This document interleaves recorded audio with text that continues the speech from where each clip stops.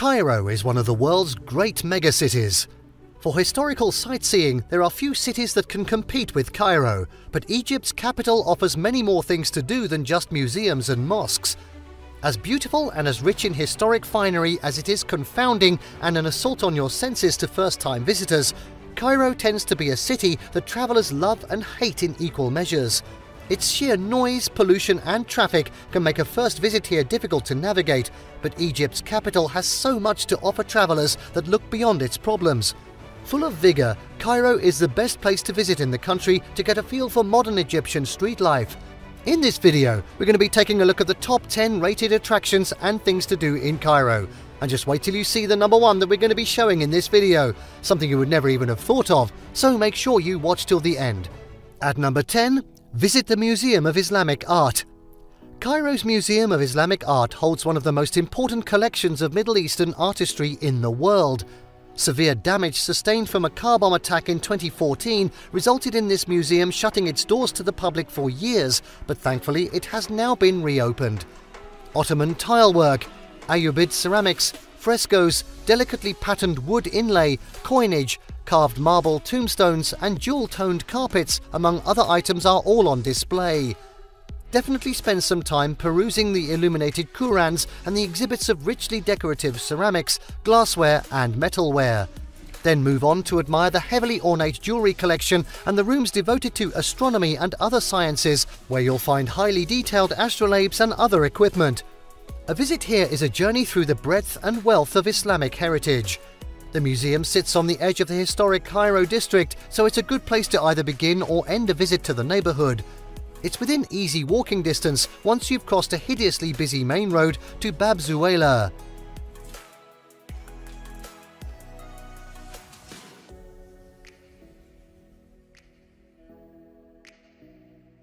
Next up, at 9, admire Mamluk architecture in the Sultan Hassan Mosque.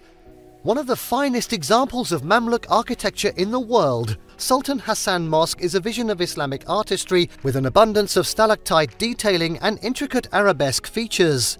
It was built in 1356 to 1363 for the Sultan Hassan al-Nasir. The massive main doorway at the north corner is almost 26 meters high, and the minaret at the south corner is the tallest in Cairo at 81.5 meters. The main doorway leads into a domed vestibule, beyond which are a small antechamber and a corridor leading into the ornate open court centered around an ablution fountain. From here, an iron door leads into the Sultan's mausoleum, where the stalactitic pendatives from the original dome still survive. In the center of the chamber is the Sultan's simple sarcophagus. Directly facing the Sultan Hassan Mosque is the Al-Rifa'i Mosque, built in 1912 to house the tomb of Khedive Ismail and constructed to replicate its older next-door neighbor. The ex-Shah of Iran, Mohammad Reza Pahlavi, 1919 to 1980, is also buried here. Both mosques prominently sit in Midan Salah ad-Din, directly below Cairo's Citadel.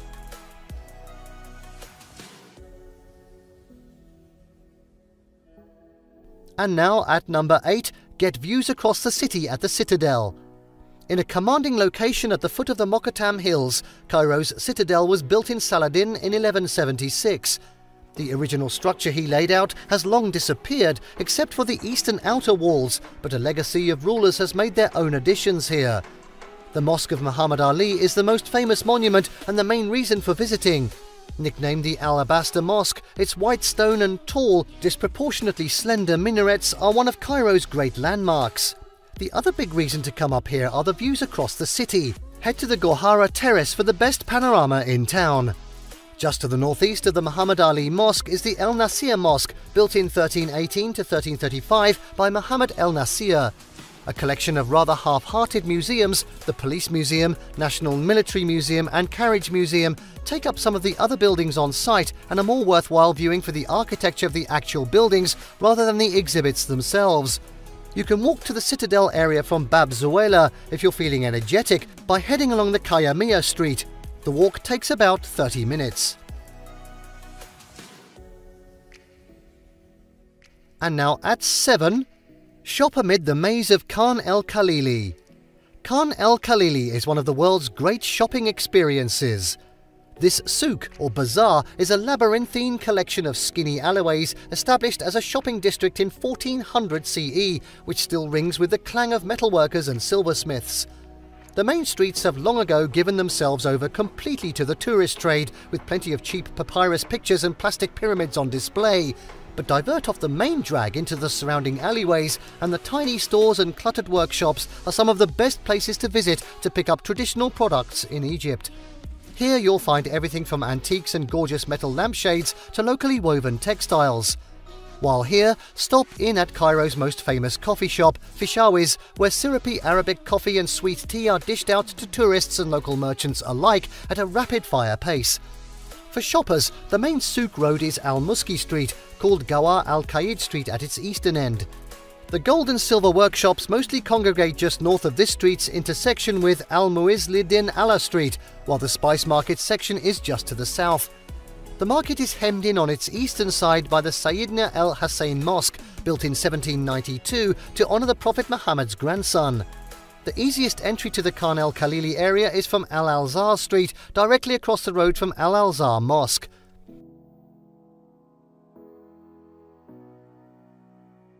And now at number 6, view the royal mummies at NMEC. Unlike many of Cairo's other major museums, which all concentrate their exhibits on one specific era, the National Museum of Egyptian Civilizations, the NMEC, is dedicated to telling the entire story of Egypt's human history under one roof. The museum partially opened in 2017 and has been slowly building up its exhibits. Its star attraction arrived in April 2020 when the Royal Mummies collection found its new permanent home here. Although the museum's full collection is in no way yet complete, this is where you now come to view Egypt's most famous pharaonic mummies. Ramses II and III, Hatshepsut, Amenhotep I and Seti I and II are among the hugely familiar names of 22 mummies that are displayed in a specially designed Royal Mummies Gallery. NMEC is in Fustat and is easily combined with a visit to Old Cairo, Coptic Cairo. The museum is a straightforward 3-kilometre walk from Coptic Cairo's churches or a short taxi ride.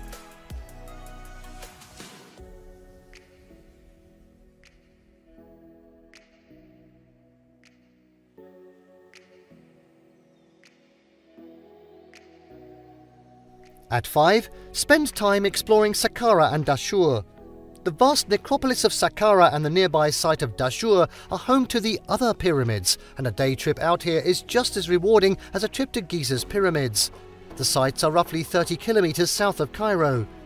The Step Pyramid is Saqqara's most popular tourist attraction, but the entire area is littered with gorgeously painted tombs, which are well worth spending a few hours exploring. Of particular note, don't miss the Serapeum, where the mummies of the sacred Apis bulls were interred, and the Mastaba of Tea, with its colourful and highly detailed painted walls. Saqqara is so large, and its history as a burial site so vast, that excavations here continue to unearth finds that make headline-grabbing news worldwide. Just down the road is Dashur's Red Pyramid and Bent Pyramid, which shouldn't be missed. Expect even the shortest itinerary here to take at least half a day.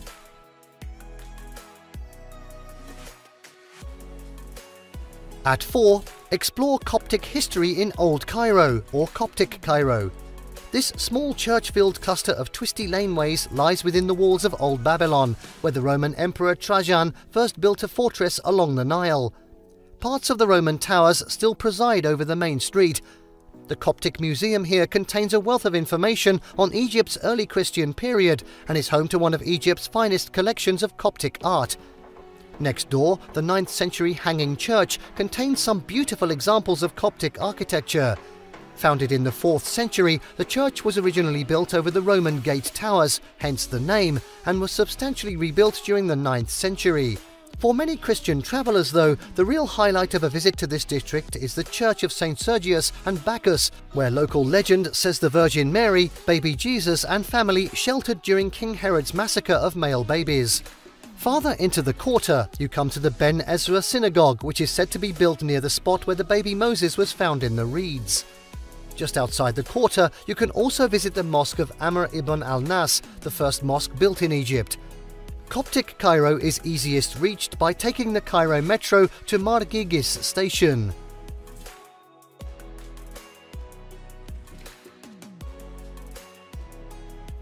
Now at 3, admire Al-Azhar Mosque. Al-Azhar Mosque is the finest building of Cairo's Fatimid era and one of the city's earliest surviving mosques, completed in 972 CE. It's also one of the world's oldest universities. Caliph El-Aziz bestowed it with the status of university in 988 CE. The other university vying for oldest status is in Fez. And today, Al-Azhar University is still the leading theological center of the Islamic world. The main entrance is the Gate of the Barbers on the northwest side of the building, adjoining the Neo-Arab facade built by Abbas II. Leave your shoes at the entrance and walk into the central courtyard. To your right is the El Tayyib Arsia Medrese, which has a mihrab, prayer niche, dating from 1309. From the central courtyard, you get the best views of the mosque's fine minarets, which cap the building. Across the courtyard is the main prayer hall, spanning a vast 3,000 square meters. The front half is part of the original building, while the rear half was added by Abd el-Rahman. Al-Azhar Mosque is right in the heart of the Islamic Cairo district and easy to reach by taxi. Al-Azhar Street runs east from Midan Ataba in the downtown area right to the square where the mosque sits.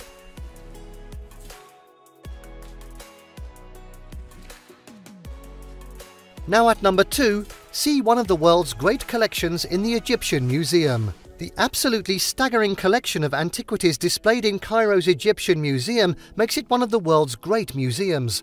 You would need a lifetime to properly see everything on show.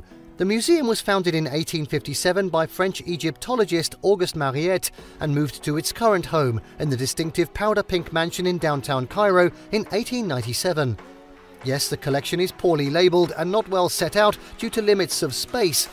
It also currently suffers with some empty cases due to artifacts having already been transferred to the as yet unopened new Grand Egyptian Museum, but you still can't help being impressed by the sheer majesty of the exhibits.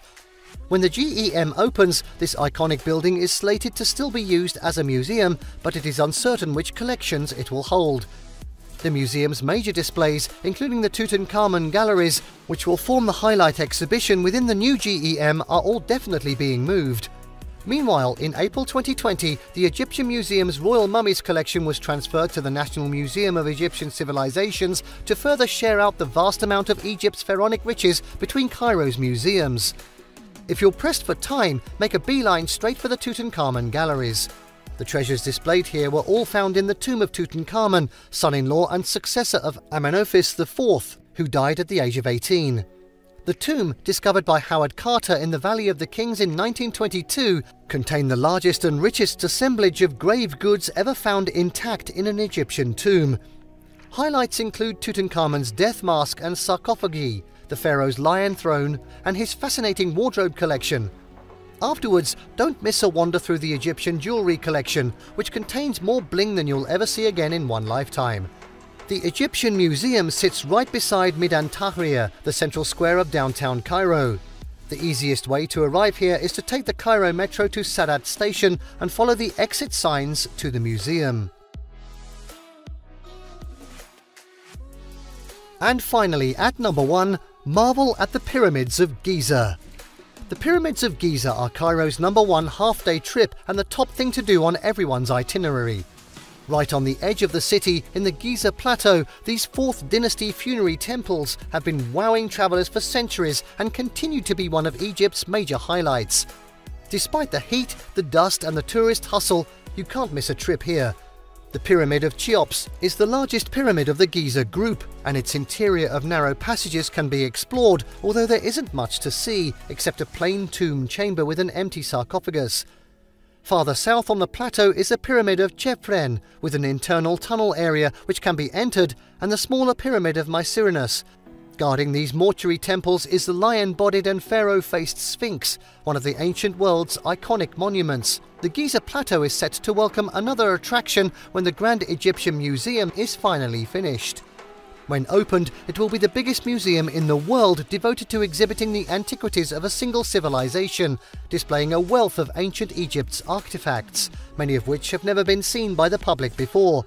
The solar boat, which used to be displayed in a museum directly behind the Great Pyramid, has recently been moved to the GEM in readiness for the opening.